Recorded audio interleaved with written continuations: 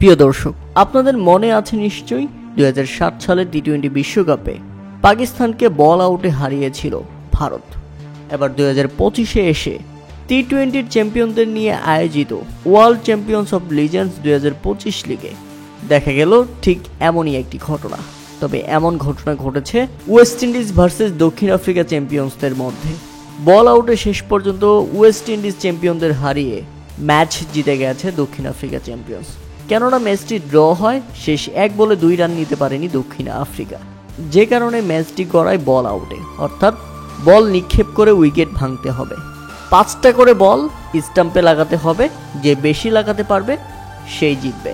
প্রথম 5 ডেলিভারিতে দক্ষিণ আফ্রিকা শেষ 2 বলে স্টাম্প ভাঙতে পারে এবং ওয়েস্ট ইন্ডিজ পুরোপুরি ব্যর্থ হয়। প্রথম 4টিতেই ব্যর্থ হওয়ার কারণে রীতিমতো লজ্জায় পড়ে যায় ওয়েস্ট ইন্ডিজ।